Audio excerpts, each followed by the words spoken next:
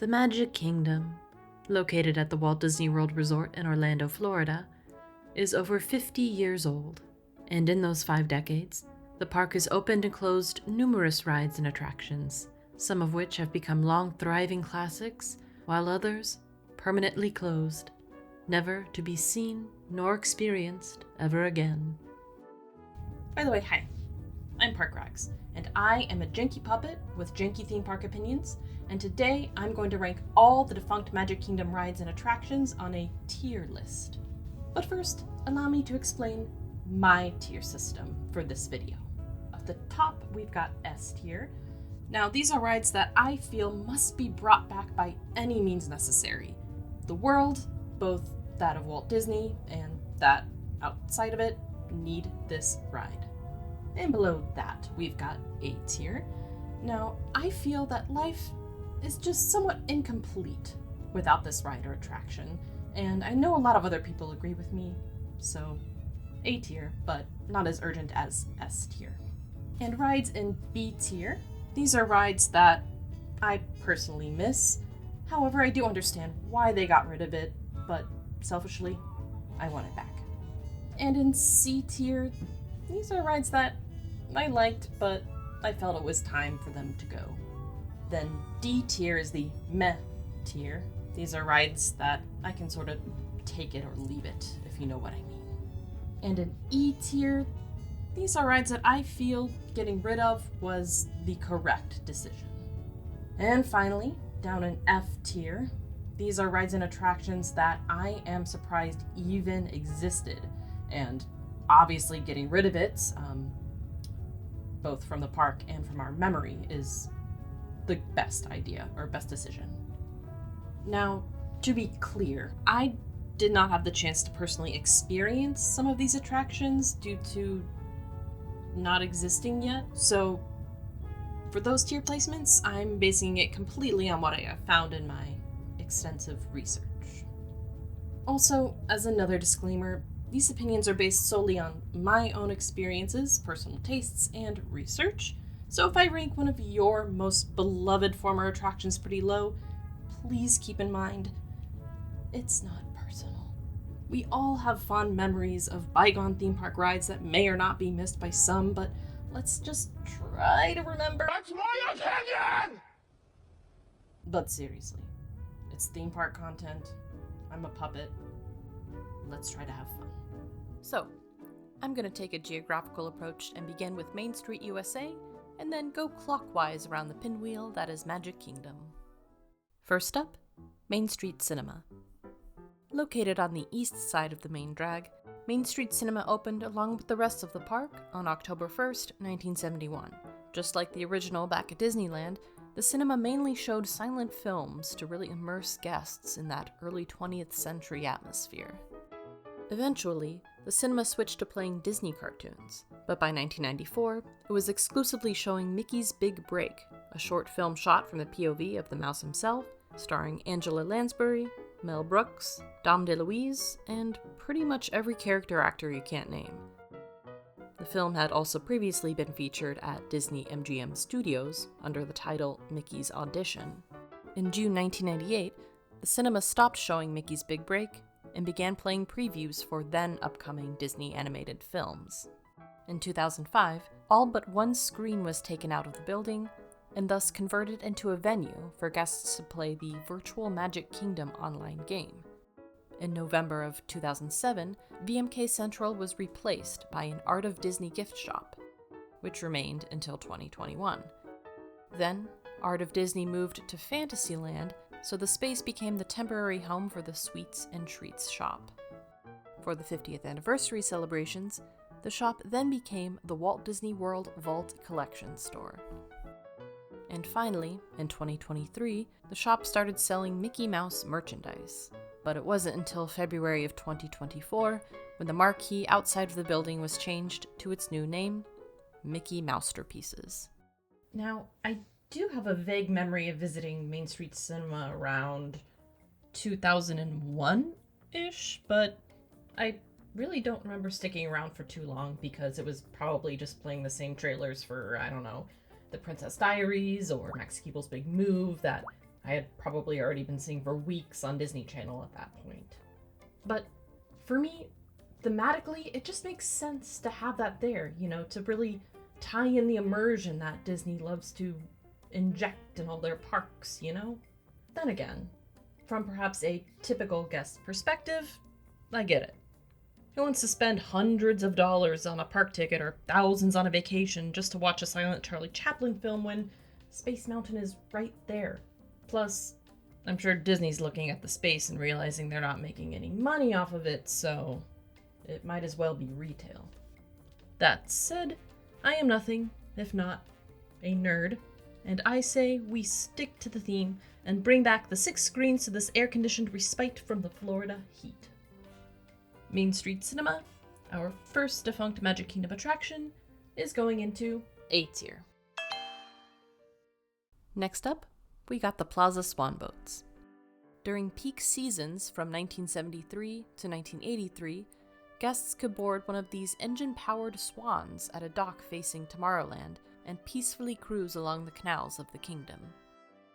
Lasting about 17 minutes, the boat ride would take guests clockwise around the hub while making a quick trip around the Swiss Family Robinson treehouse as well. Each boat carried about 26 passengers, accompanied by a live guide who would narrate the trip, sprinkling in fun facts about each landmark along the way. It is said that the main reason the Plaza Swan boats docked for good in 1983 was simply due to high operating and maintenance costs.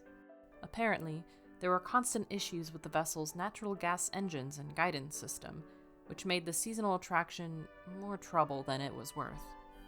Some of the boats are said to have been sold off, while the others were laid to rest in the Walt Disney World Property Control Yard.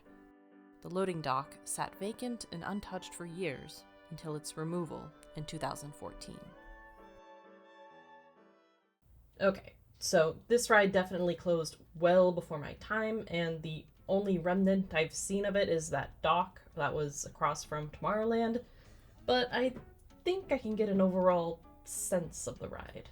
One part of me thinks it kind of gives the vibe of, we've done everything else, let's try this, or, we've got time to kill. Let's take a little Plaza Swan boat around the kingdom. But that said, it was a D-ticket ride, so it was popular and in demand. Plus, it did feature quite prominently on, guidebooks and maps and all that fun stuff. So people were very much into the Plaza Swan boats. But as a modern-day parkgoer myself, I can't imagine it being one of those rides you want to experience more than once. Sure, it gives you a lay of the land along with some insightful commentary from the guides, but I get the feeling it can get long and repetitive the second or third time around, On the other hand, I am getting living with the land vibes, so maybe it had potential for a more cult following? Well, we don't know that for sure, but what I do know is it's C tier. Moving on to Adventureland, our third attraction is Tropical Serenade. Opening along with the park on October 1st, 1971, Tropical Serenade was a virtual clone of the Enchanted Tiki Room over in Disneyland.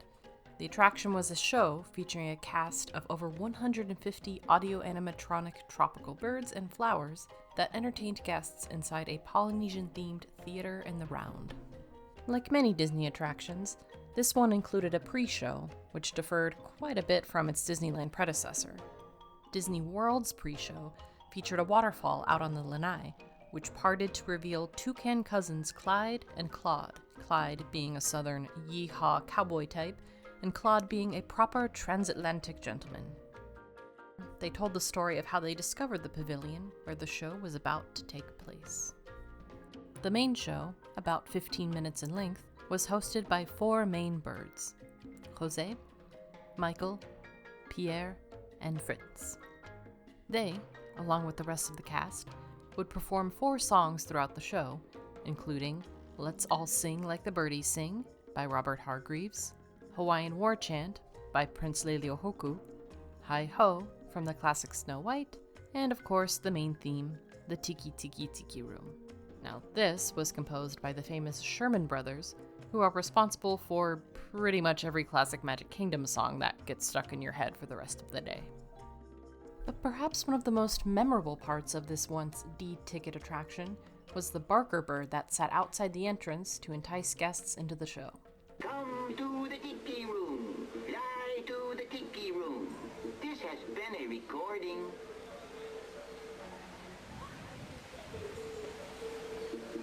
Tropical Serenade was sponsored by Florida citrus growers for the first 15 years of its run and remained sponsorless for the remainder of its existence. The show was also renamed the Enchanted Tiki Birds in 1993, but was eventually closed in 1997 and reopened as the Enchanted Tiki Room under new management the following year.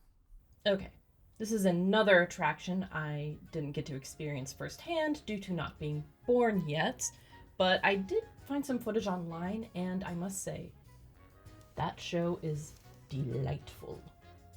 Sure, I could see some elements that over time would need some work, but I don't think it deserved quite the dramatic overhaul that it got, which we'll get to a little bit later, but just a nice little touch-up would have been nice. So, I think I'm a bit split when it comes to deciding which tier to put it in. I would say C because it did need a change, but it didn't necessarily need to be replaced entirely, which would put it closer to B tier. So I'm gonna split it. B/C tier. This now brings us to the Enchanted Tiki Room under new management. After Tropical Serenade / the Enchanted Tiki Birds closure in 1997, the Enchanted Tiki Room under new management opened in its place on April 5th, 1998. And who was involved in this new management, one might ask? Naturally, Iago from Aladdin and Zazu from The Lion King. The premise of the updated show was that Iago and Zazu had purchased the Tiki Room in hopes of flipping it into a money-making endeavor. Some notable changes included Clyde and Claude from the old pre-show, who are now renamed William and Morris. Yes, like the agency. Voiced by Don Rickles and Phil Hartman respectively, the Toucans, who were now a couple of sleazy talent agents, bragged about how their clients each just bought 50% of the Tiki Room. The new show would begin similarly to the old one, until about 30 seconds in,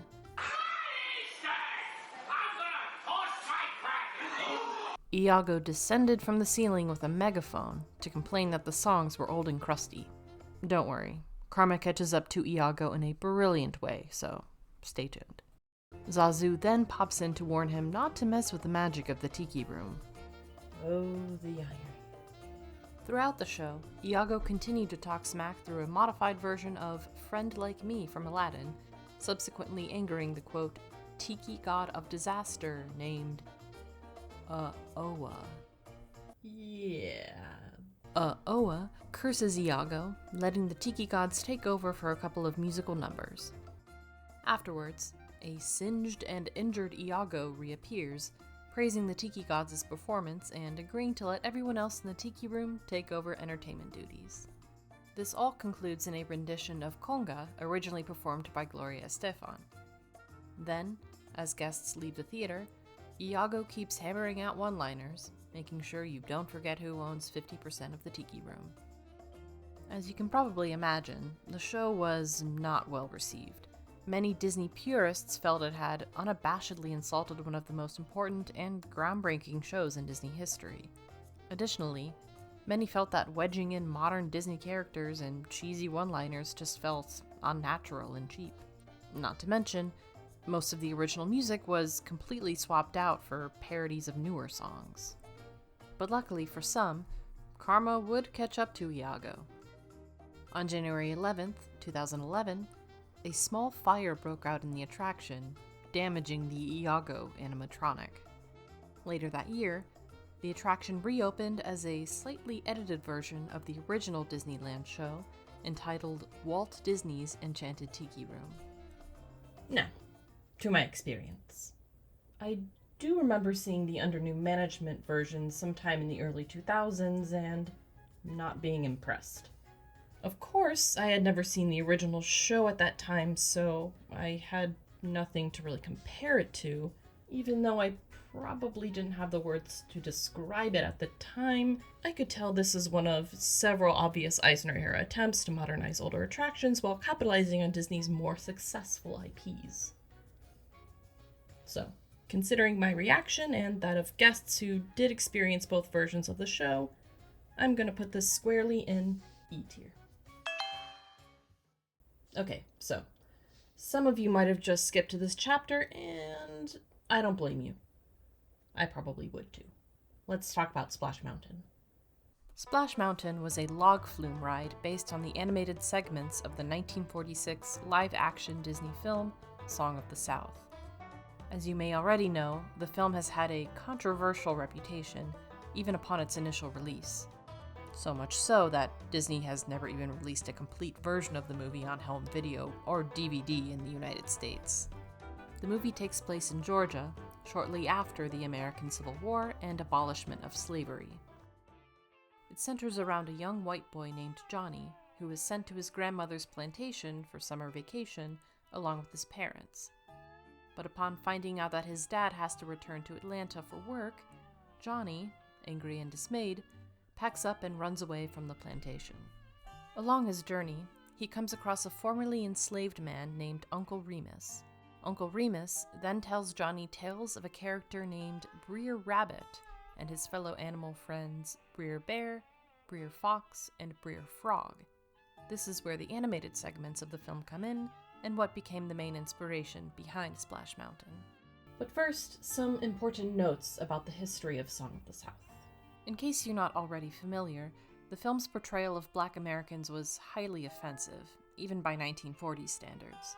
Critics and audiences objected to the reinforcement of these harmful stereotypes, including but not limited to the exaggerated dialect, clothing, and mannerisms depicted in the film. This was also not helped by the fact that it is not made explicitly clear that the story is actually meant to take place during the Reconstruction era after the abolishment of slavery. That means this movie is so racist, even people in the 40s thought it took place pre-American Civil War. Honestly, I could go on and on about what makes this film so backwards, but if you want to learn more about the history of Song of the South, I highly recommend listening to Karina Longworth's 6-episode series on the You Must Remember This podcast. Overall, the fact that it's based on such problematic source material is one of several concerns as to why the attraction was conceived, built, and opened to the public in the first place. Nonetheless, it first opened in Disneyland on July 17th, 1989, and in Magic Kingdom on October 2nd, 1992. And even though there were several theatrical re-releases of the film in the 40 years since its initial release, I personally have trouble imagining there was really a demand for a Song of the South ride, but okay. In the Magic Kingdom version, riders boarded a log with 4 rows of 2. The vehicle would then go up a lift hill, with Breer Frog beginning his narration on the left-hand side. As the log turned the corner, riders would get a glimpse of the big drop that was to come, before yet another lift hill and small dip. They would then float past the homes of the 3 main characters, as the instrumental How Do You Do emanated from the hidden speakers. Riders then followed Breer Rabbit to his Laughin' Place, accessed by another small drop in the dark. After passing the cavernous scenes, Breer Fox would finally catch Breer Rabbit, and the vehicle would climb up the final lift hill. Then, the log would descend the big drop, emerging from the show building as it dipped below the walkway and landed with a big splash. The log would then turn the corner and back into the show building, where all the critters would celebrate by singing Zippity-Doo-Dah on a riverboat as the vehicle returned to the loading dock. Basically, if you hadn't known the ride was based on such problematic source material, you wouldn't think of it as anything more than a cute little log flume ride with cute little animal animatronics and a rabbit running away from a fox. Despite all of this, Splash Mountain was a smash hit. It was all over commercials, TV shows, guidebooks, promotional materials, you name it. By spring 2020, the Black Lives Matter protests had gained traction throughout the country in response to the unaliving of George Floyd by law enforcement, as well as the countless number of Black folks who had also endured fatal and non-fatal police brutality. In June of that year, Disney officially announced that they would be closing Splash Mountain and retheming the ride to 2009's The Princess and the Frog. An official closing date was eventually announced in December 2022, and the ride had its final day of operation on January 23, 2023. The Princess and the Frog retheme, called Tiana's Bayou Adventure, is set to officially open on June 28, 2024.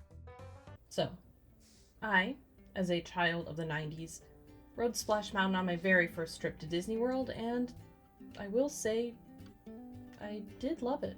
From a roller coaster perspective, it's got a great track, which they've kept for Tiana's Bayou Adventure. Of course, the first time I did ride it, I was 7 and very much unaware of Song of the South, let alone its problematic reputation. In fact, I remember getting off the ride for the first time and seeing Brer Bear doing meet and greets. I had no idea who he was, apart from being on the ride I was just on, but since he was the first character I saw after buying my autograph book, I decided to go up and let him sign the first page. So, essentially, the first autograph I ever got from Disney World was from a racist bear. Well, I don't know if the bear was racist. But park rags, there had to have been some good parts of the ride, right? I mean, you said you loved it. Well, yeah. I mean, I did. I remember wanting to explore the little character houses at the beginning of the ride. You know, there has to be a word for when you want to explore those like little spaces and like dioramas you know you're not allowed to access, because I feel it all the time at theme parks. I also really liked the leaping fountains and the cavern scenes when they worked. And obviously, the little animals were cute.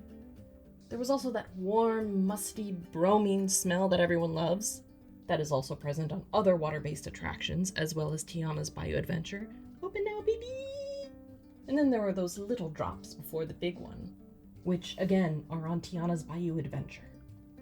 Oh, and the music, which will be replaced with an amazingly jazzy soundtrack, but can still be listened to on Spotify, YouTube, and pretty much everywhere if it hasn't been chemically burned into your brain by now. So basically, many of the things people loved about Splash Mountain are still going to be on Tiana's Bayou Adventure, but this time with much more advanced audio animatronics, jazzy tunes, and most of all, less problematic source material. That all said, I do want to give the attraction credit where it's due. Mainly, I do want to acknowledge that a lot of people put so much hard work in to create Splash Mountain, which is why it sucks even more that they chose the source material that they did. Like I said earlier, the ride structure was top tier, so please know that when I am criticizing the decision to make this ride, I am not criticizing the Imagineers who put hours upon hours of hard work and passion into Splash Mountain. While I did enjoy the ride as a kid, I wholeheartedly agree with the very valid reasons why people have issues with it. Because honestly, if you didn't know the ride was based on racist source material, you'd think it was a perfectly fine ride. But unfortunately, it was based on racist source material. Though honestly, I think the thing that makes the retheme worth it goes beyond just getting rid of old and crusty things. With previews going on for Tiana's Bayou Adventure at the time of this recording, I've been coming across a lot of content recently of the Black Disney community reacting to the ride and sharing their excitement for its grand opening. And it's just so great to witness their genuine joy and excitement for this ride. After decades of little to no representation at the parks, finally there's a Tiana-based ride at the Magic Kingdom, and not just some rinky-dink dark ride, one of the biggest e-ticket attractions at the resort. Also, seeing it replace that once iffy corner of Frontierland is just so symbolic of better and more inclusive things to come. And honestly, that makes getting rid of How Do You Do and Zippity Doo-Dah so worth it. Now on to the tier placement. Do I want to bring Splash Mountain back? Obviously no, so that eliminates the first 3 tiers for me. Around the end of its run, I personally stopped going on the ride for a couple of reasons. 1, my tolerance for big drops had lowered significantly, and 2, I learned about the movie it came from and didn't feel great about riding it with that in the back of my mind. So that eliminates C tier. And then, I'm not apathetic towards the ride either, so no D tier. but I certainly do think getting rid of it, or at least retheming it, was absolutely the right decision to make. So, E tier it is. Phew. Okay, let's move on to Davy Crockett Explorer Canoes. While the attraction still lives on in Disneyland's Critter Country since opening on July 4th, 1956, Magic Kingdom's version was an opening day sea ticket attraction that stopped operating in 1994. Docking just north of where the Tom Sawyer Island raft launch is currently located, 35-foot-long canoes would take guests along the area where Big Thunder Mountain and Tiana's Bayou Adventure presently sit. Guests were given oars so that they could row the canoe, but it was mainly piloted by 2 cast members, one at the stern and one at the bow. Just like on the Jungle Cruise, the canoe guides would tell jokes and fun facts as they helped navigate the canoes. Some examples of these cheesy jokes included, I'm your captain, alligator wrestler, and possibly your swimming instructor. Is anyone on this canoe named Frank? Can I be Frank for a second? You're all like a drunken centipede. See Big Thunder Mountain on our left. It's made of 100% sandstone, so don't take it for granted. Oh, brother, this guy stinks! Well, I never got to experience the Davy Crockett Explorer canoes in either Disney World or Disneyland, but I have rowed a canoe and listened to the jokes on Jungle Cruise, so D tier. in the same realm as the Davy Crockett canoes, there were the Fink Keelboats. Another ride that closed before my time, the Fink Keelboats brought 2 questions to mind. 1, what the hell is a keelboat? And 2, what the hell is a Fink? A keelboat is a cargo-carrying vessel which usually travels via rivers and contains a fixed appendage on the bottom of the hull, allowing it to resist strong sideways winds. Fink is a character from the 1955 Davy Crockett miniseries who was the supposed king of the river before eventually, spoiler alert, losing a keelboat race. The attraction opened on Christmas Day 1955 at Disneyland and on Magic Kingdom's opening day in 1971. Originally docking just west of the Haunted Mansion in Liberty Square, and later on Frontierland, the 2 free-floating boats would take passengers along the banks of the rivers of America around Tom Sawyer Island. Named Bertha May and the Gullywumper after their on-screen counterparts, the keelboats let passengers sit on either the very top or underneath, close to the boat's captain. However, the keelboats closed for good at the Magic Kingdom in April 2001, and the former loading dock was repurposed as an extended queue for the Haunted Mansion.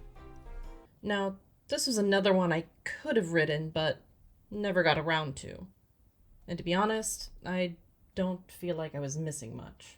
After all, we do have the Liberty Bell, which kind of already fulfills the slow-moving boat ride in Liberty Square role.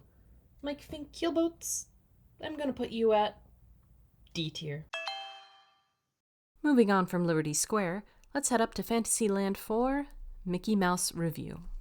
Now, when Mickey and Minnie's Runaway Railway first opened, it was a pretty big deal. That's because in over 60 years of operation, the Disney parks hadn't opened a Mickey-based ride. However, Mickey Mouse Revue was the first Mickey-based attraction at Walt Disney World. Located inside the Fantasyland Theater, the audio animatronic stage show was among the first 3 Fantasyland attractions that appeared on opening day. Like many shows at the Disney parks, the attraction began with an 8-minute pre-show demonstrating Mickey's illustrious career and the music that accompanied his films. After the pre-show, guests moved into the main theater, where the curtains would rise to reveal Maestro Mickey and his orchestra of classic Disney characters. They would then perform a medley of classic Disney tunes, including Hi-Ho, Whistle While You Work, When You Wish Upon a Star, and Hi Deedle Dee Dee. This was followed by a performance of Who's Afraid of the Big Bad Wolf by the 3 Little Pigs. The rest of the performances included Snow White singing I'm Wishing, the 7 Dwarves with The Silly Song, Alice from Alice in Wonderland crooning All in the Golden Afternoon, the Three Caballeros banging out their theme song, the fairy godmother giving us Bibbidi Bobbidi Boo, and Cinderella and Prince Charming waltzing to So This Is Love. For the grand finale, Brer Rabbit, Brer Fox, and Brer Bear came out to sing Zippity Doo Dah as Mickey and his orchestra rose again to accompany them. One by one, the other performers appeared and joined in on the song. Then finally, they all sang a brief rendition of the Mickey Mouse March. The lights then faded, and a spotlight focused on Mickey as he gave a bow and bid farewell. Sadly, Maestro Mickey gave his final bow at the Magic Kingdom in 1980 when the Oriental Land Company chose Mickey Mouse Revue to be one of the attractions at the upcoming Tokyo Disneyland Resort.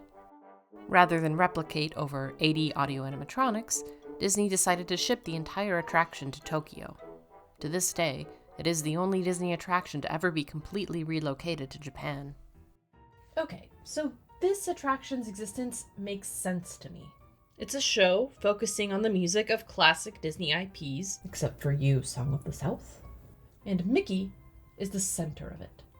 Sure, if we were still around, it would have needed a few updates every so often, but it just seemed like a delightful and, at the time, impressive show, given the number of animatronics in it.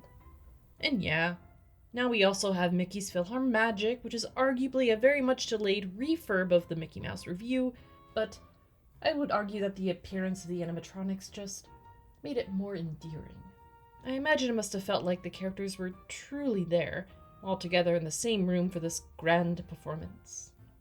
Again, this show closed well before I was born, but watching old clips of it online just gives me that specific, cozy, classic Disney vibe that you only tend to get from the older attractions.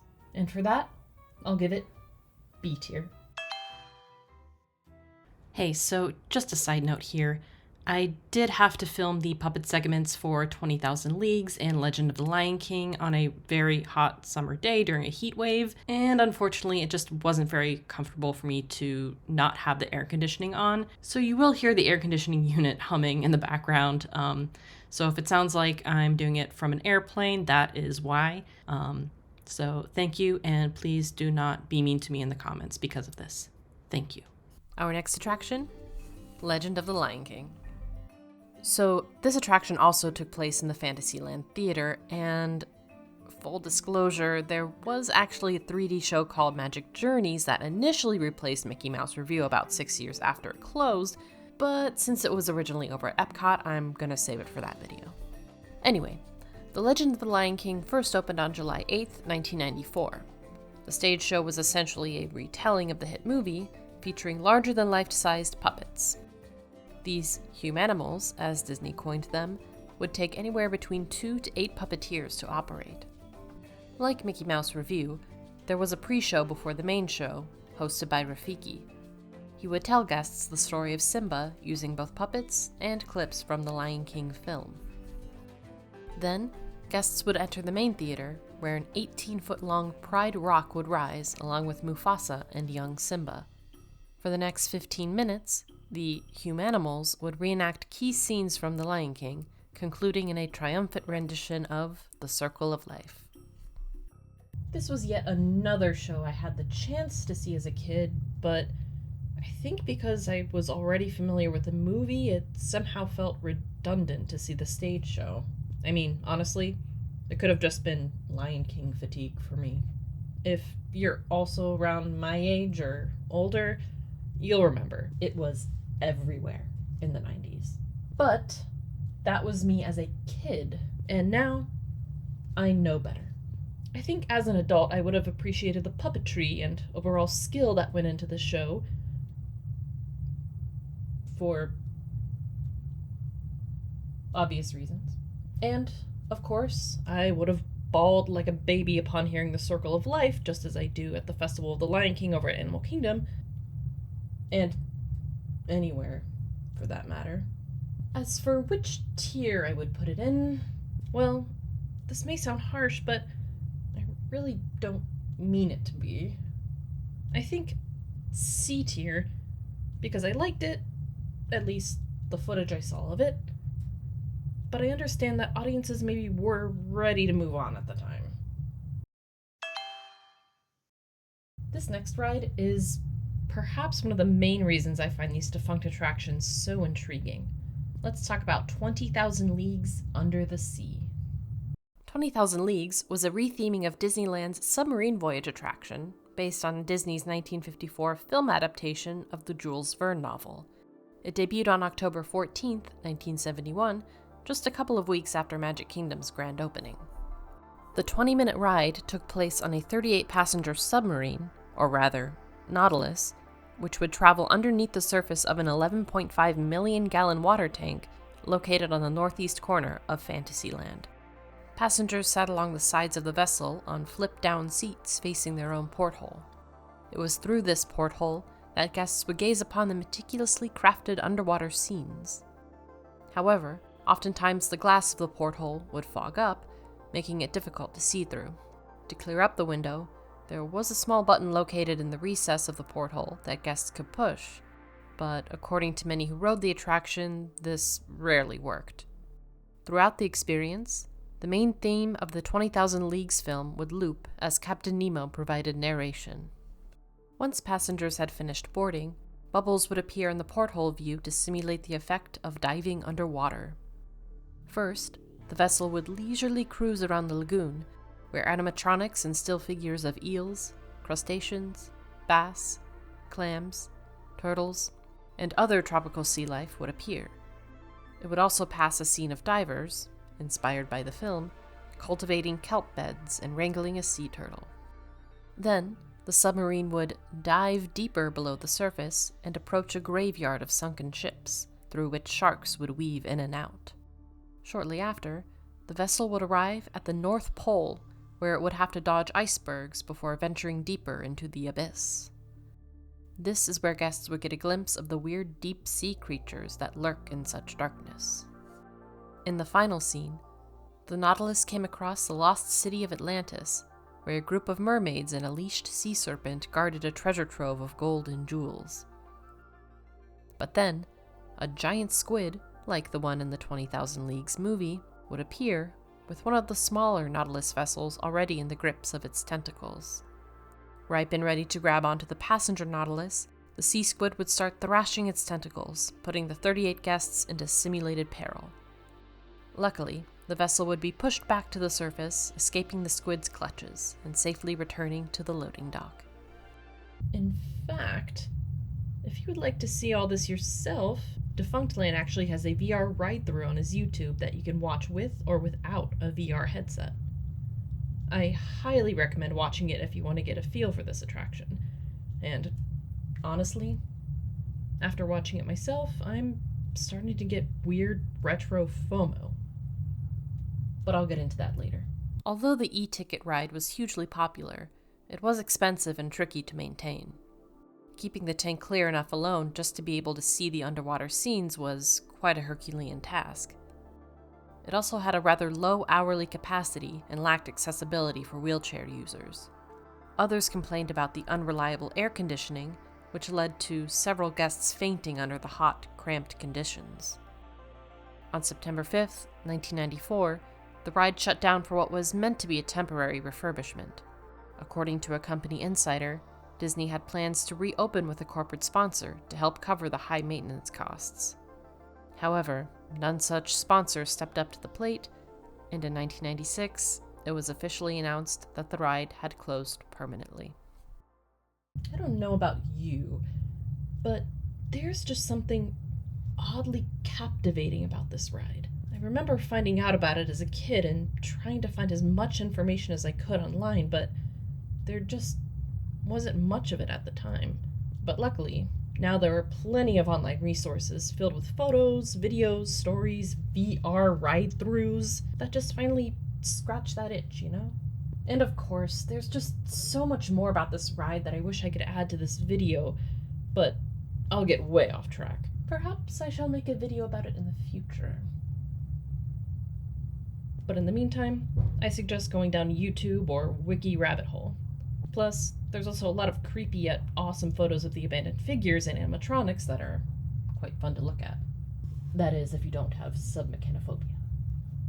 So where do I place 20,000 Leagues Under the Sea submarine voyage? Well, life does feel a bit incomplete without this ride, but I do understand why it had to close. Still, all it needed was a corporate sponsor, and all they had to do was pony up the dough.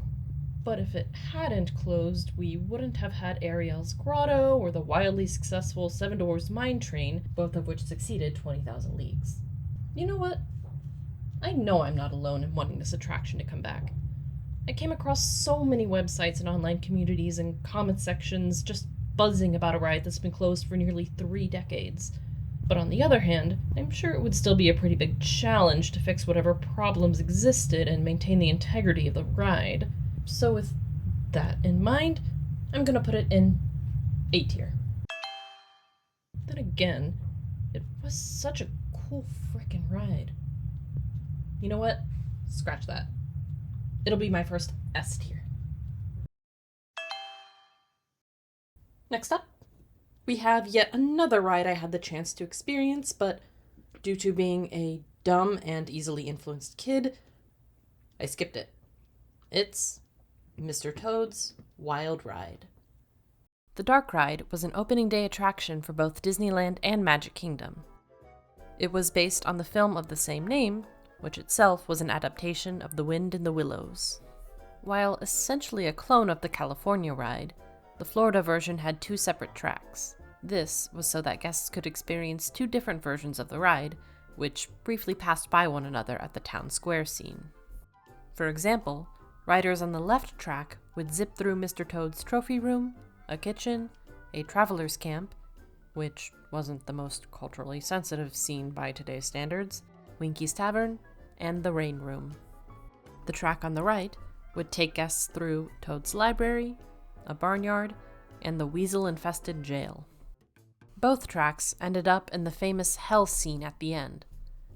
After the vehicle is seemingly struck by an oncoming train, it is suggested that the riders are now dead and will spend eternity around these little dudes.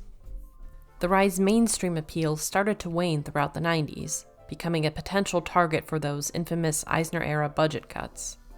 Although Mr. Toad did have a small and dedicated fan base, Disney tentatively announced that in 1997 that they were considering replacing it with a Winnie the Pooh-themed attraction. This caused an uproar amongst Toad fans, who had flocked to burgeoning online communities to voice their thoughts and opinions. They even staged several Toad-ins outside the attraction, where fans who had met online congregated IRL to peacefully protest the ride's closure.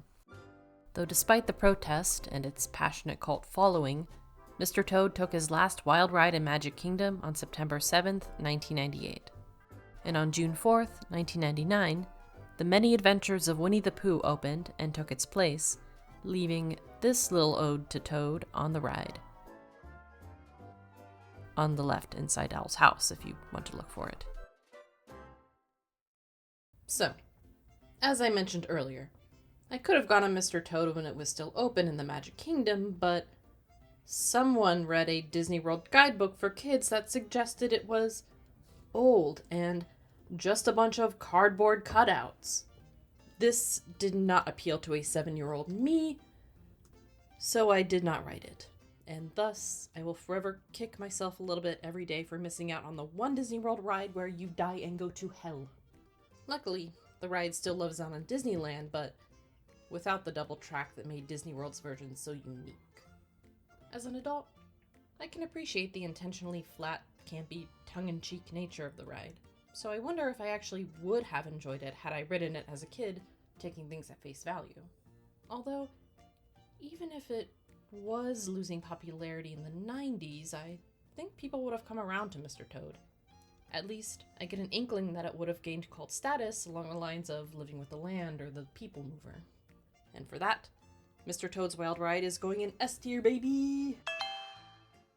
Just east of Fantasyland, we've got Mickey and Minnie's houses in the now defunct Toontown Fair. If you were to ask anyone who has never visited Walt Disney World whether or not you can visit Minnie and Mickey's houses there, I'd wager to bet their answer would be yes. Because it simply makes sense. The story of Mickey and Minnie's houses begins in 1988 when Mickey's Birthday Land opened to celebrate the Big Cheese's 60th birthday. The area included facades of Duckburg, from DuckTales, a meet and greet in Mickey's dressing room, a celebratory stage show, and, of course, a life-size replica of Mickey's house. Although it was meant to be temporary, Birthday Land stuck around for much longer. In 1990, it was renamed Mickey's Starland, while the house and meet and greets remained the feature attractions. Over in Disneyland, there were plans to build a Roger Rabbit-themed Toontown, though budget cuts led to the company combining the existing Starland with Toontown to make Mickey's Toontown. Mickey's Toontown added Minnie's house, Donald's boat, and more cartoonish elements to Mickey's house as part of its overhaul. With California's Toontown proving successful, Disney World created their own version called Mickey's Toontown Fair. Opening on June 29, 1996 as part of the 25th anniversary, Toontown Fair included everything the West Coast Toontown had, plus Goofy's Barnstormer roller coaster. Upon entering the land, the first house you'd come across was Minnie's on your left. Inside the pink and lavender cottage, you could walk through Minnie's living room, art studio, hallway office, kitchen, and sunroom, all equipped with the finest and sturdiest of fiberglass furniture. There were some interactive features throughout the house, including Minnie's answering machine, a plate of diet cookies, a microwave frantically popping popcorn, a rising birthday cake in the oven, and musical kitchen utensils. Next door, of course, was Mickey's house, where you would get a glimpse into Mickey's bedroom, living room, kitchen, and game room. Unlike Minnie's house, it was a lot less interactive, and guests couldn't quite get the same photo ops as they could next door. The rooms were fenced off so that guests could only look at them from a distance.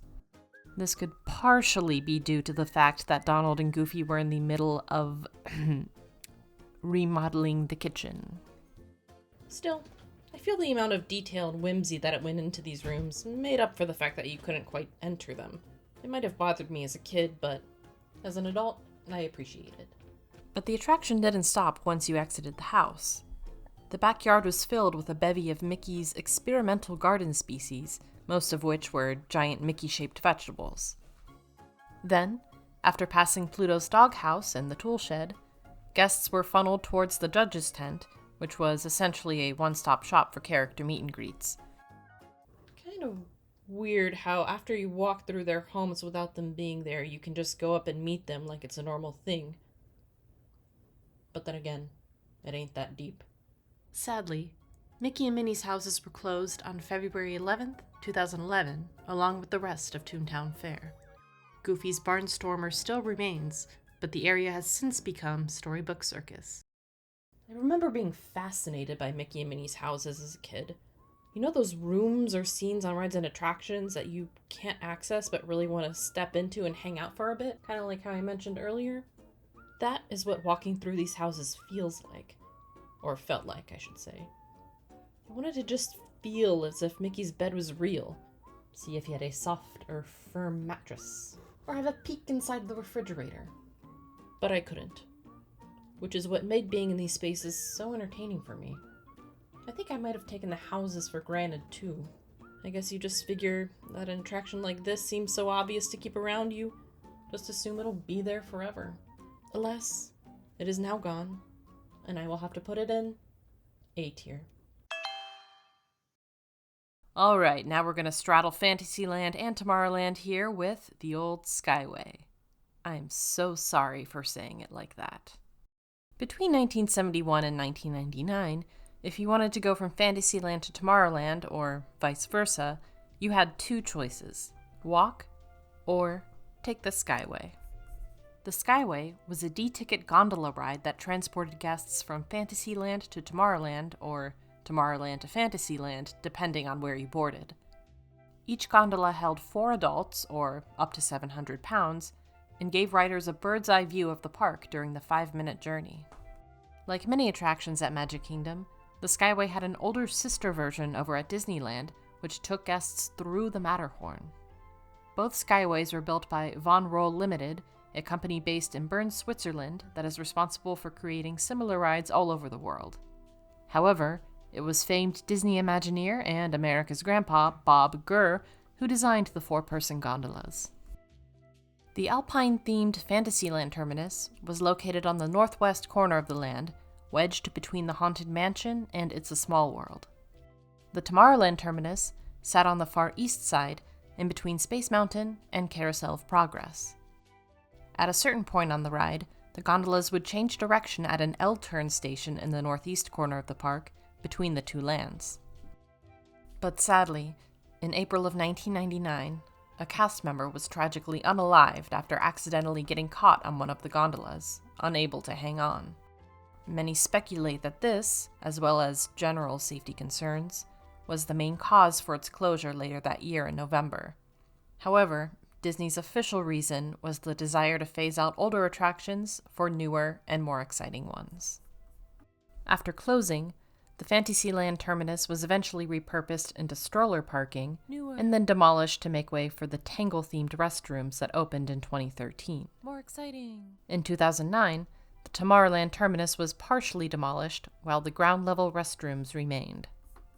I remember trying to look for the entrance in Fantasyland one sunny afternoon, hoping to discover this oh-so-well-hidden little attraction. Sadly, this was the early 2000s and it was already closed at this point. So while I never got to experience the Skyway, I do love the idea of just being able to dodge all the strollers and meltdowns in Fantasyland by just daintily floating above the chaos. While the ride itself could have used a major refurbishment to perhaps raise its capacity and fix any lingering safety issues, I still would like to just cut across Fantasyland, especially if that expansion ends up happening soon. So I'll put the Skyway firmly in B tier. Now we officially move over to Tomorrowland with If You Had Wings. If You Had Wings was a slow-moving Omni-Mover dark ride sponsored by Eastern Airlines. Guests would go on a journey to various locations throughout the Caribbean and Gulf of Mexico, all of which could be reached via the airline sponsor. And because it was essentially a 4.5-minute commercial, it didn't require any A through E tickets to board back in the day. The queue itself was built to resemble an airport terminal, so guests could feel they were about to embark on a flight to Eastern Airlines' premier destinations. Once boarded, riders would be taken to Mexico, Bermuda, Puerto Rico, the Bahamas, and New Orleans. Each location would involve diorama-like sets, with strategically placed rear-projected film loops of dancers, musicians, marketplaces, and other bustling scenes. Of course, the ride's theme, If You Had Wings, written and composed by Buddy Baker and lyricist Ex Atencio, warbled throughout the duration of the ride. After the delightful jaunt around the Caribbean, riders would then enter what was known as the Speed Room. Surrounded by 70mm film footage of zooming water skis, motorcycles, trains, and an airplane taking off, the ride vehicles would start to recline, making guests feel as though they, too, were going just as fast. Then finally, the vehicle would enter the Mirror Room, where footage of snow-capped mountains were reflected onto floor-to-ceiling mirrors. Shortly after, the vehicle would return to Orlando, where agents at an Eastern Airlines reservation desk stood, ready to book you on your next adventure. But by June 1987, Eastern had ended its sponsorship. All mentions of the airline, and even its theme song, were taken out, and the ride was renamed If You Could Fly. It remained open until disembarking one last time on January 3, 1989. The Eastern Airlines company itself folded not too long after, in 1991. Look, I love a slow-moving Omni-Mover dark ride as much as the next theme park nerd, and I don't mind a heavily sponsored attraction as long as it's, good.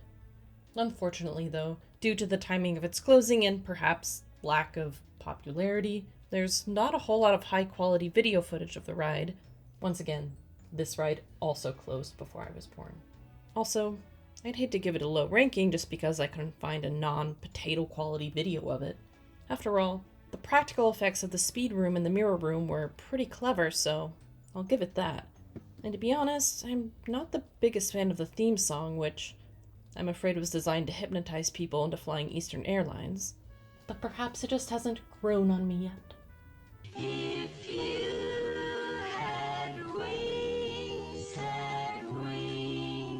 So I'm gonna have to put this one in D tier. Next up we have Delta Dreamflight. Replacing If You Had Wings, or If You Could Fly, Delta Dreamflight opened on June 23, 1989, just mere weeks after its predecessor had closed. As you can imagine, Disney had found a new sponsor for its airline-themed ride. This time, it was a Delta commercial.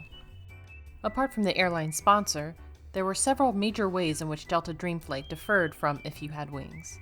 The first big difference was the overarching theme of the ride. Delta Dreamflight focused on the history of aviation. The Omnimover system was also maintained, which isn't a surprise considering the quick turnaround, if you ask me. Upon boarding, guests would glide past the nose of a 767 airliner with the Spirit of Delta emblazoned on it. The first scene took riders through a pop-up book-style room, as one source called it, featuring hot air balloons and other early concepts for flying contraptions. The next room depicted a giant crop field in the Midwest during the roaring 1920s, where propeller planes, barnstormers, and stunt planes bobbed and circled about the scene.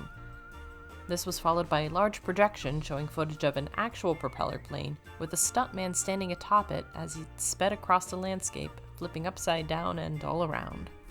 Then, the ride vehicles would take us through the dining fuselage of a first-class cabin, which totally exists still today. Moving forward, riders would see a businessman greeting some locals in a Japanese garden on the left. On the right, they would look upon the charming streets and landmarks of Paris at sunset. At this point, the ride would enter the famous speed room, similar to the one in the previous attraction. Guests were told to prepare for supersonic takeoff as they moved forward towards a spinning light in a cloud of fog, mimicking a turbo engine. Also like If You Had Wings, a large projection of a plane taking off would surround guests, giving them the impression that they, too, were taking off. Replacing the mirror room from If You Had Wings, the penultimate room featured another all-encompassing projection. This time, it was computer-generated flyover animations of modern-day Earth and of a futuristic city, kind of like Progress City on the People Mover. Then finally, guests would approach a giant pop-up book featuring all of the wonderful destinations you could visit with the help of Delta as one of their jets flew off in the distance. By the end of 1995, Delta decided not to renew their sponsorship. According to Wikipedia, this decision was made due to the sponsorship costs of the 1996 Summer Olympics in Atlanta. At the start of 1996, the ride was renamed Dreamflight, and all Delta references had been removed. On June 5th of the same year, the ride was renamed Take Flight and began playing re-recorded versions of the theme songs, removing all mentions of Delta, of course. The ride would last another few years until closing for good on January 5th, 1998. Later that year, on November 3rd, Buzz Lightyear's Space Ranger Spin would officially open in its place. Now, this could be due to the fact that I was able to come across some higher quality promotional photos and videos of Delta Dreamflight / Take Flight than I could have If You Had Wings, so I was able to give it a fairer critique. But even then, I think I still would have enjoyed Dreamflight a lot more than Wings. First of all, I'm getting more of a Spaceship Earth and World of Motion vibe from Dreamflight.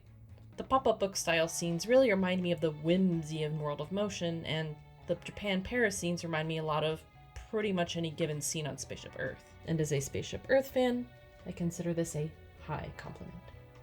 This was also another attraction I could have possibly got on before its closing, but even then I remember my aunt telling me it would have been boring for a kid my age. Again, another attraction I missed because I was told I wouldn't like it, but I don't think I would have been that harsh on it, at least as an adult.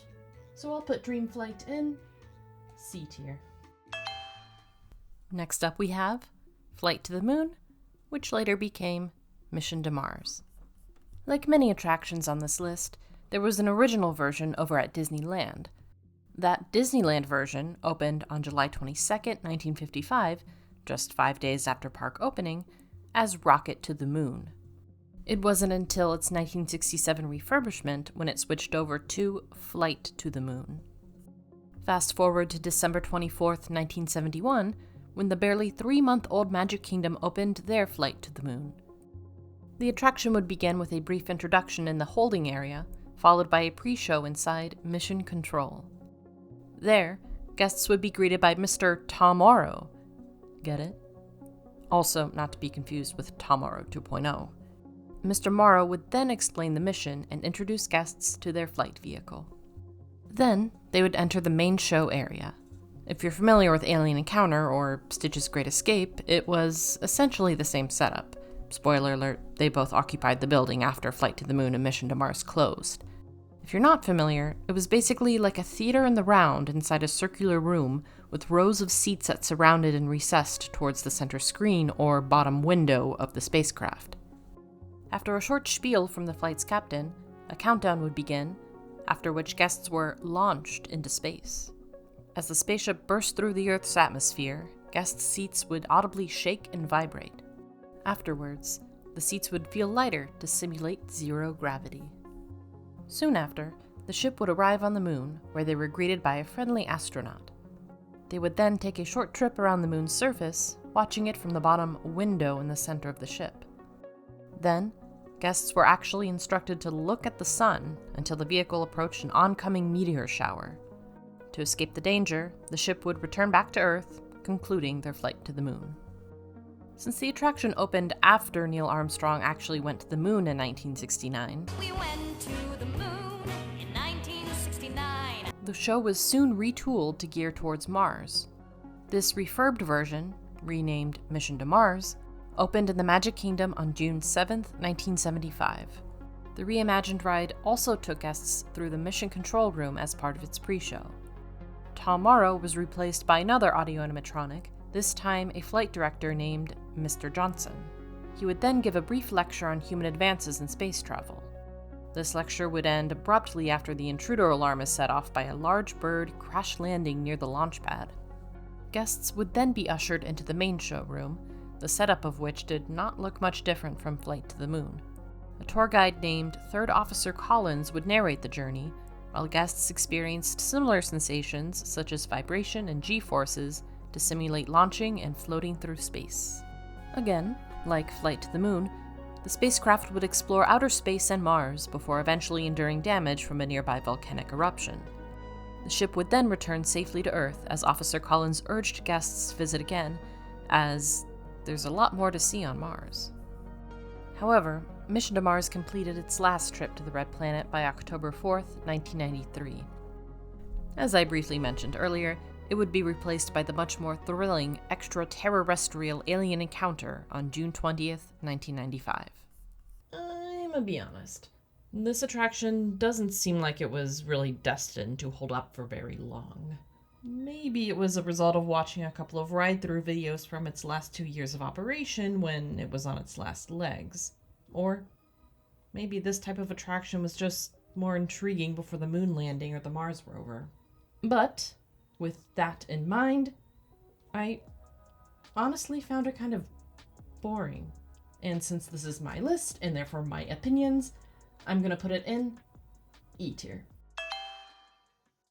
And now we come to ExtraTERRORestrial Alien Encounter. Sometime in the 80s to early 90s, then Disney CEO Michael Eisner was looking for ways to boost attendance in the parks. But when he had asked his teenage son to join him on a trip to Disneyland, he declined, saying, "That place is for babies." It was then that Eisner realized Disney needed to tap into the booming young adult market. And what better way to get teenagers to come to Disney? Make them their pants. And thus, Imagineers, as well as George Lucas himself, came up with ExtraTERRORestrial Alien Encounter. Although originally meant to be inspired by the Alien movie franchise, the idea was scrapped due to the fact that it would be based on an R-rated film. However, after a soft opening on December 16th, my birthday, 1994, Guests complained that the dark and violent subject matter of the main show contrasted too sharply from the comedic tone of the pre-show. Still, despite these complaints, Eisner insisted on reworking the show to become even more intense. The attraction officially opened to the public on June 20th, 1995, and remained widely criticized for being too scary for a Disney ride. Others, however, happened to praise it for that very reason. So what exactly happened on Alien Encounter? We'll start with the first of the two pre-shows. It began when guests entered the Tomorrowland Interplanetary Convention Center, where a rather sinister extraterrestrial company called XS Tech was about to unveil their newest piece of technology. In the pre-show, the company's chairman, L.C. Clench, played by Jeffrey Jones, which we'll get into later, welcomes visitors to the convention center and delivers XS Tech's clever motto, "If something can't be done with excess, then it shouldn't be done at all." The second pre-show introduced guests to a rather foreboding robot named Sir, simulated intelligence robotic, voiced by Tim Curry. Sir explained that he was about to demonstrate the new teleportation technology that XS had developed. He would then reveal Skippy, a cute little fuzzy alien dude, sitting inside the glass teleportation tube on the right side of the stage. Sir insisted that the visibly nervous Skippy had volunteered to be the guinea pig for the demo, chastising him and claiming the teleportation process was practically painless. He would then press the button, filling poor Skippy's tube with smoke. After a few moments, Skippy would then reappear in the glass tube on the left, charred and burnt. Clearly, the technology was flawed. Finally, guests would enter the main show. The circular setup from Mission to Mars remained, more or less, but this time the seats were fixed with harnesses that would automatically lower down to the guests' shoulders. Chairman Clench and two other XS employees, Spinlock, played by Kevin Pollak, and Dr. Femus, portrayed by Kathy Najimy of Hocus Pocus fame, would appear on the surrounding TV screens. They announced that a lucky guest would be chosen to be teleported from Earth all the way to Clench's office in another galaxy. However, Clench, growing impatient, decided to teleport himself to Earth instead, causing a disruption in the teleportation signal. As a result, a predatory carnivorous alien appeared in the teleportation tube.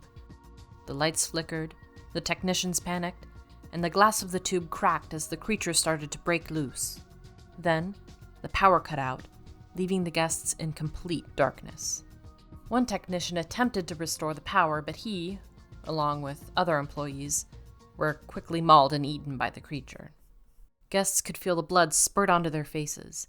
Speakers on the chairs would cause a vibration effect so that guests could feel the presence of the alien creeping around the room. They would even feel its saliva and hot breath on the backs of their necks, still in total darkness. Eventually, the power would come back on. Spinlock and Dr. Femus then managed to get the alien back into the teleportation tube, where it would suddenly explode due to the power surge. Marked safe from the alien attack, the XS employees would continue on to search for Chairman Clench, while the guests made their way into the Merchant of Venus gift shop. As you could imagine, guests never quite fully warmed up to Alien Encounter. Also, the actor Jeffrey Jones, who played Chairman Clench, was arrested in 2002 for possession and solicitation of, let's just say it rhymes with filed pornography. So yeah, not the best guy to be predominantly featured in a Disney attraction.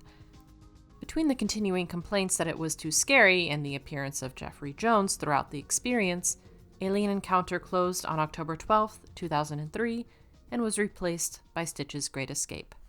Now, I was far too much of a young, scaredy-pants kid to ride Alien Encounter on my first two trips. So, instead, I hung out in the Merchant of Venus while my older cousin and aunt and uncle went on it and got this little guy.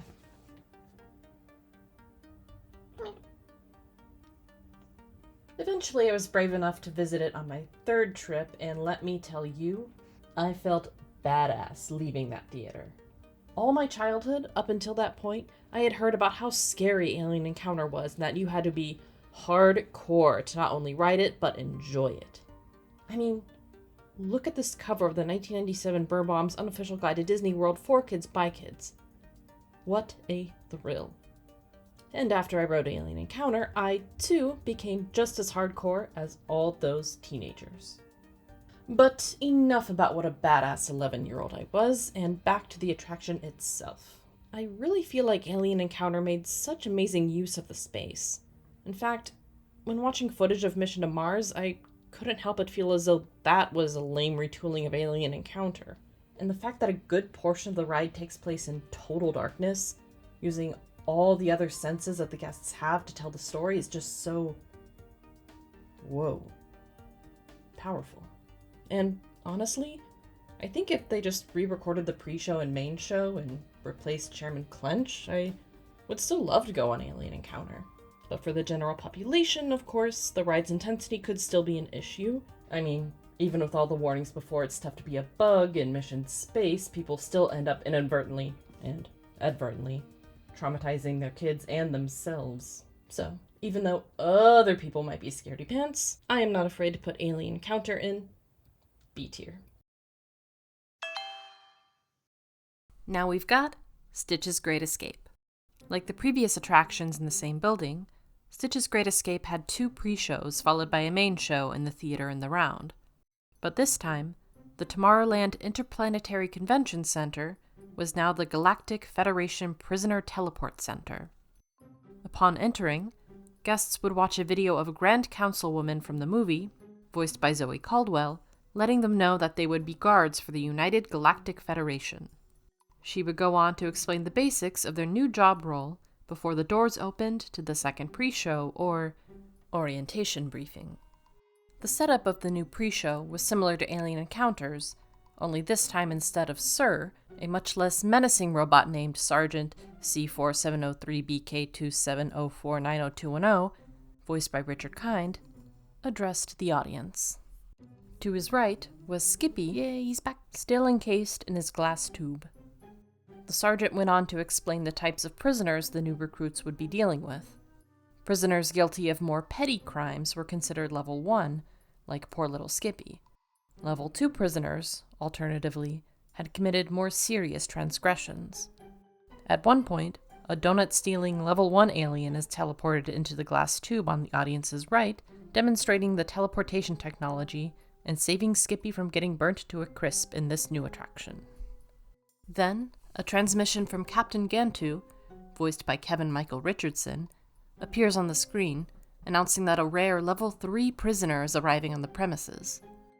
Gantu urges the recruits to enter the high-security teleportation chamber, sending the sergeant into a tizzy until he faints.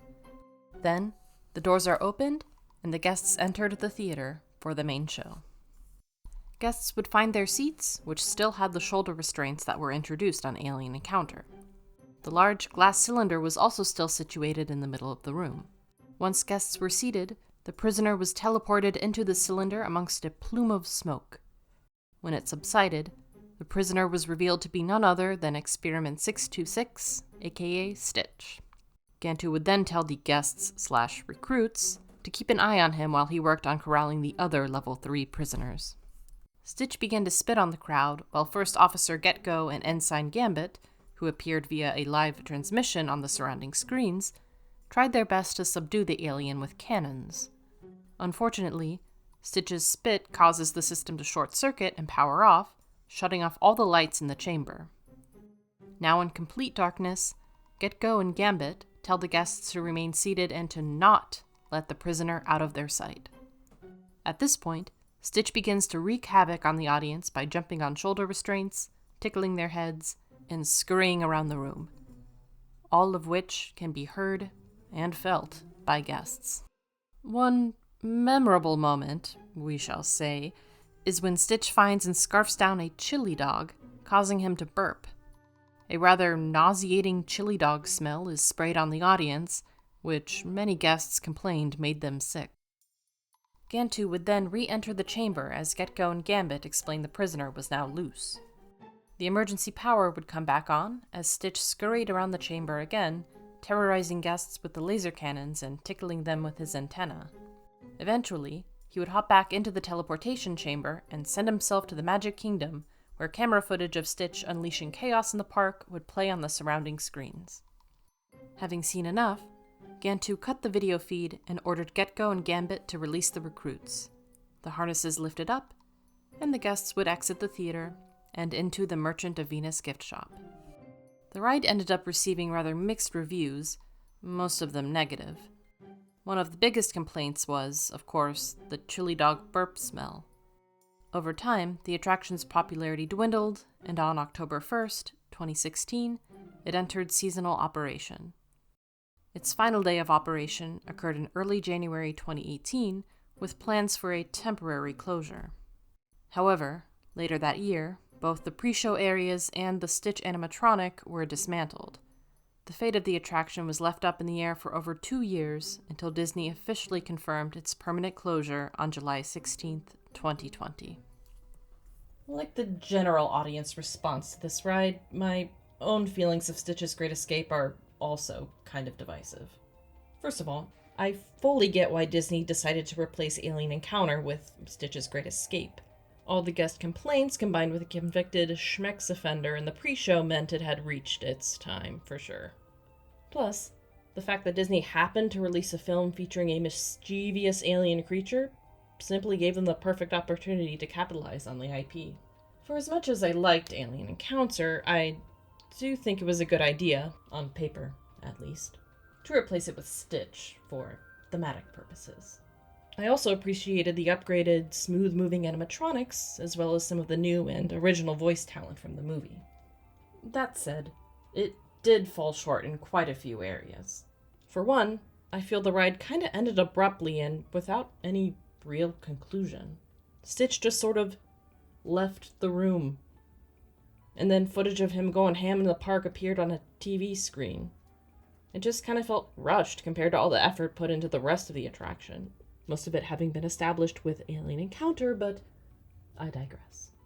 Also, having experienced Alien Encounter before, the ride just didn't feel original. Then again, it might have felt more unique to someone who perhaps wasn't familiar with Alien Encounter, but to veteran parkgoers, the retrofitting was perhaps too apparent. And of course, there was the chili dog burp.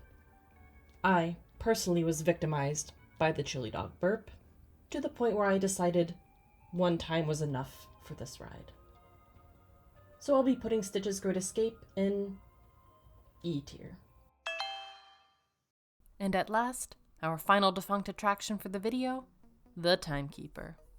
The Timekeeper was a Circle Vision 360 film that ran in Magic Kingdom's Tomorrowland from November 21st, 1994 till February 26th, 2006.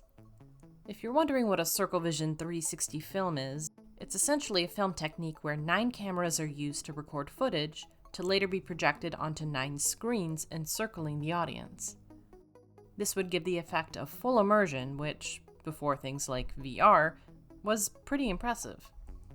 In addition to this technology, the Timekeeper also incorporated audio animatronics into the theater, which set it apart from the other Circle Vision 360 films over at Epcot.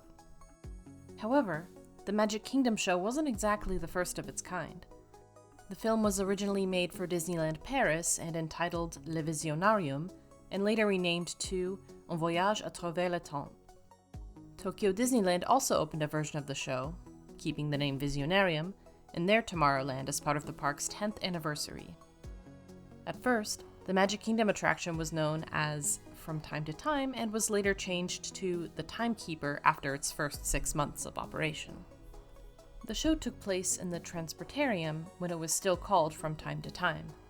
When it switched to The Timekeeper, it was then renamed Tomorrowland Metropolis Science Center. At first, guests would enter the building to watch, you guessed it, a pre-show. During this pre-show, they were introduced to a free-roaming flying robot called a circumvisual photo droid, more commonly referred to as 9-Eye. 9-Eye had 9 cameras affixed to her body, which allowed viewers to get the 360 view that they would later witness in the main show. It was then revealed that 9-Eye was the latest creation by the Timekeeper, the inventor of the time machine. Guests would then enter the theater for the main show, where they were greeted by the audio animatronic Timekeeper, voiced by Robin Williams. After some light chit-chat, Do it! You've been outside. You've been in line for a while. Just do it. Thank you. He would introduce his assistant, Nine-Eye, voiced by Rhea Perlman.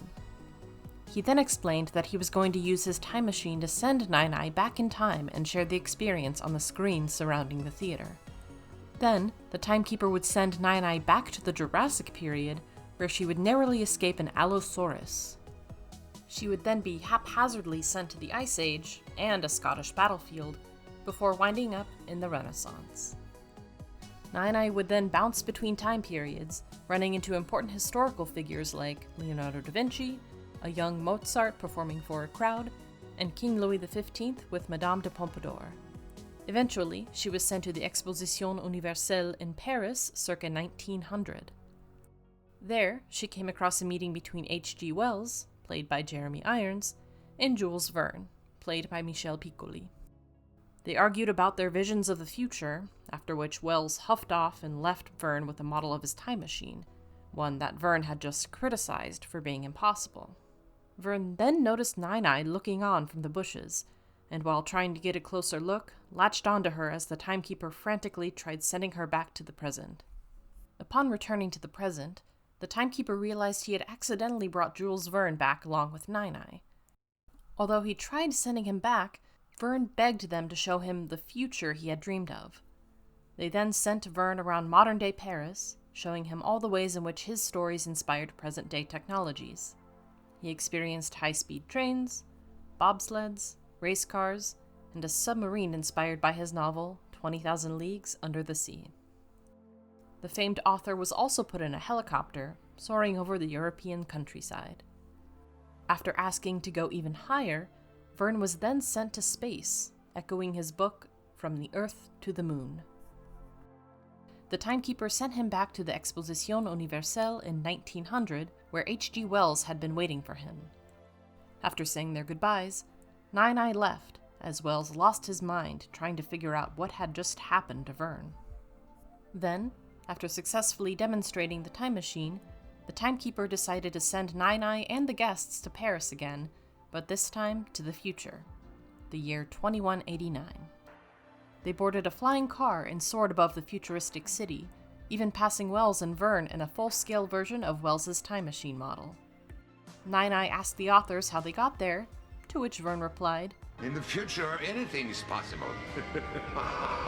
The film ended as they flew off into the future. In 2001, the ride moved to seasonal operation as guest interest declined. Some sources speculate that guests didn't appreciate having to stand throughout the show and would have preferred to sit down after walking around the park. Also, the entrance to the show appeared rather inconspicuous, not drawing much attention to passers-by. Additionally, the lack of recognizable IPs in the show could have led to dwindling attendance. Another thing to note was a brief scene in New York showing off the World Trade Center. After the September 11th attacks, the current year was permanently set to 2000 AD on the Timekeeper's console, even after 2001. In early 2006, the Timekeeper had its final showing, closing after both Paris and Tokyo's versions. Then, on April 2nd, 2007, Monsters, Inc. Laugh Floor officially took its place.